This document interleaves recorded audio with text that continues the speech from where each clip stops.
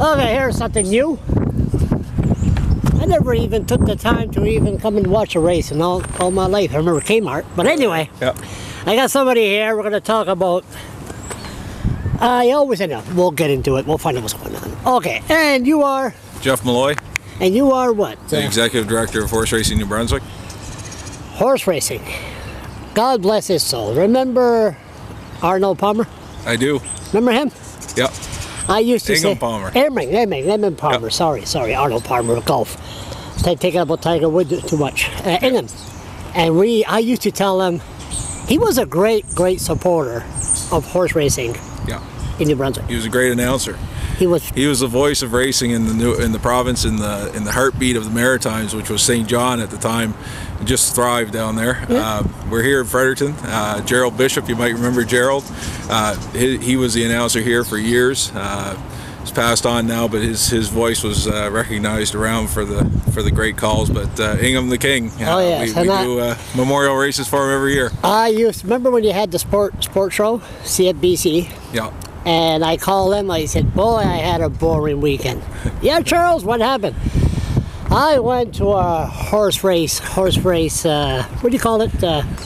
Horse race, what do you call this kind of horse race? Harness race? Harness racing. Yeah, standardbred. And I said, true-bred racing. Ah, now that's interesting. Oh, he hated me for that? Yeah. Oof. So, anyway, so that was the past. Now, you used to have this thing here in Moncton, St. John, and Fredericton. You still have it in Fredericton and St. John. In Moncton and Dieppe, they shut down, right? They shut down. It was unfortunate. That track was just before its time. It was a beautiful facility, had a great location. Raoul Boudreau was in charge in that, right? I believe so. I wasn't that old back then, so. But I know it was a great spot. A little bit bigger track, 5/8 of a mile, not a half mile, and from all the experts that talk now, if they had the luxury of some of the options now on the wagering, the place would still be going. But it was at the time where there were still a lot of restrictions and controls on what you could do and what you could offer for products. Now with simulcast wagering and bringing in tracks from all over North America, allow wagering the same pools, that's changed the sport a lot. How did they get rid of the grandstand in St. John? Why is that now? What's the history? History, before we took over in 2009, so the grandstand, I believe it was 2004, 2003 when they tore it down. Lack of resources to reinvest in the infrastructure. It's been the biggest detriment to the industry in the province, and we've suffered since then. We've seen really hard times, 2005, 2006. We've rebounded now, and we're on the way back up. The upswing's there, but the number one problem we have with the industry right now in the province of New Brunswick is no facility in St. John. It's really hard. We have over 250 horses in the province that are, we lose some to Maine, we lose them to Prince Edward Island at times, just due to the fact that we just don't have the facility there yet. What's that horse that was down the States or Some beach somewhere? Thank you. Yes, hey, there we go. That was like Smarty Jones, Unbelievable. It's like the winning lottery ticket. The horse made $3 million lifetime. He's now breeding in the States and is standing at Hanover Shoe Farms. His first babies will be eligible to race, I believe, this fall coming. They were born last summer, so this year they will be yearlings, and then 2-year-olds coming up next year, I guess. And he was unbelievable. And for connections in New Brunswick, Reg Petitbon and Shediac were part of that horse. Really? And it's, there's a horse that brought a lot of money back to the province, back into provincial owners. You know who I seen riding the horses down home, Merman Cook? Yep. The Beast. Yes. Yvon Comier. Yeah. He trained one of the best horses ever to live. His Falcon Seals in Moncton. They sold the horse to the States, I think, for $50,000 back then. And that would have been, I think, early 80s, maybe 81, 82. And when they got him down there and the horse didn't win, and they called back and they said, well, listen, guys, they weren't real, this is a story anyways, they weren't real happy. They said, put him on front, don't let him, just let him go. And he set a world record.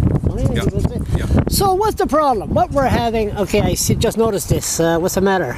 We're not proud Canadians here. Yeah, don't. No, it's all right. It's all right. I'll fix that. So we can't. Sorry, there's no editing here. No. What's going on? We can't. Are we short for money? We can't buy Canadian flag? No. No, we're proud Canadians, that's for sure. I presume I'll come here next week, and there'll be a brand new. You come here tomorrow, there'll be a brand new flag up. I guarantee. Like, okay. So what's the problem? You're in the casino business, not casino, but you're allowed machines, right? You're allowed machines, yeah.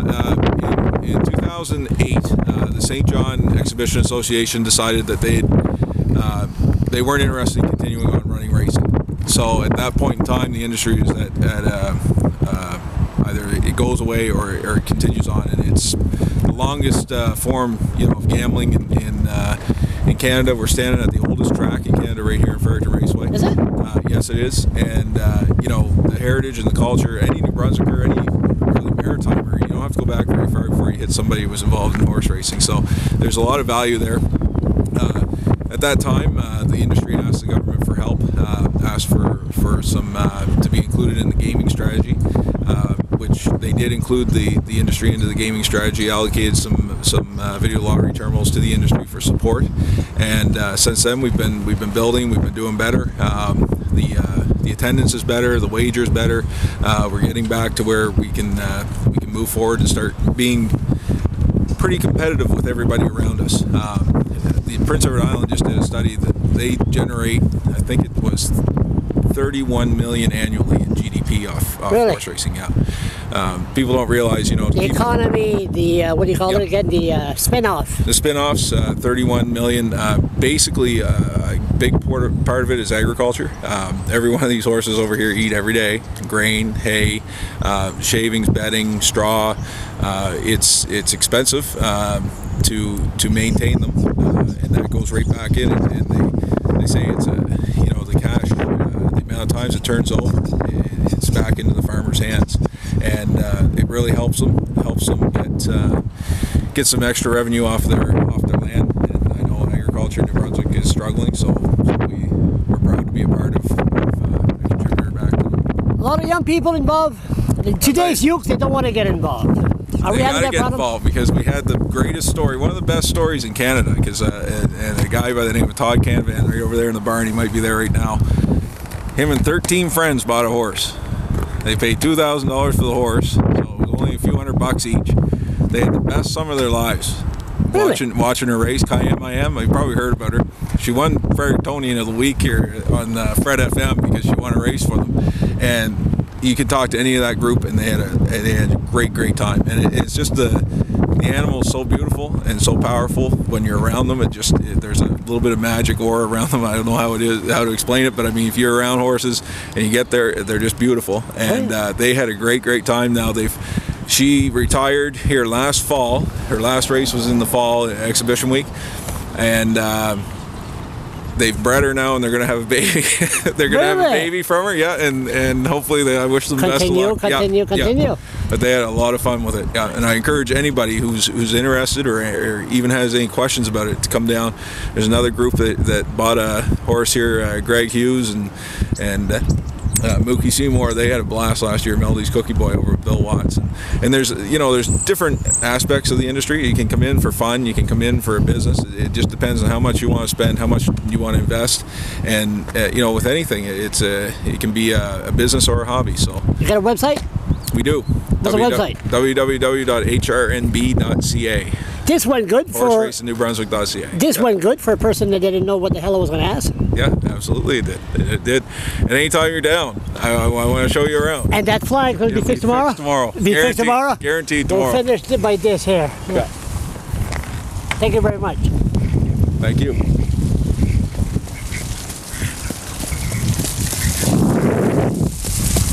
May 19th. Opening day. May 19th? Opening day here, and we race every Saturday in St. John, 1 o'clock. Thank you.